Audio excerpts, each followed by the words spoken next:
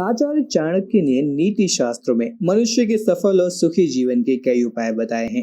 इस बात में कोई दोहराए नहीं है कि चाणक्य नीति का पालन करना बहुत मुश्किल है, लेकिन ये असंभव नहीं है। दरअसल चाणक्य नीति में जिन बातों को बताया गया है, उनका पालन करने के लिए मोह माया का त्याग करना होता है, और मनुष्यों के लिए मोह माया को त्यागना ही सबसे मुश्किल काम है।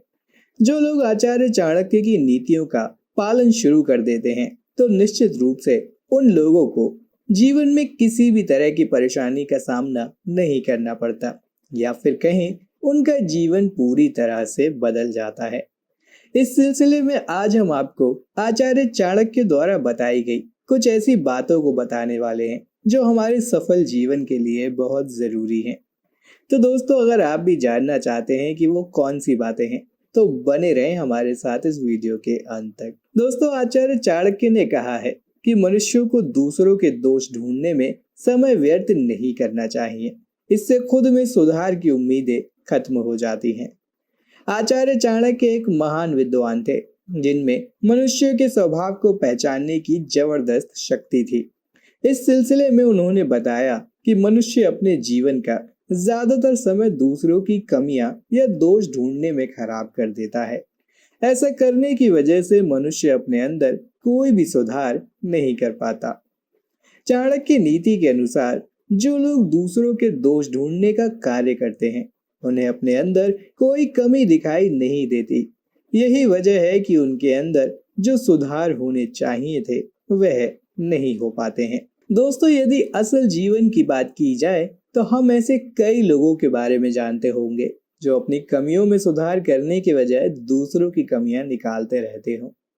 इस बात में भी कोई दोहराए नहीं है कि हम में से कई लोग ऐसे होंगे भी, लेकिन यहाँ सबसे बड़ी समस्या की बात यही है कि ऐसे लोगों को अपने अंदर किसी तरह की कोई कमी नजर ही नहीं आती। आचार्य चाणक्य की माने तो दूसरों में दोष ढूंढने वाले लोग खुद को सर्वश्रेष्ठ मानते हैं।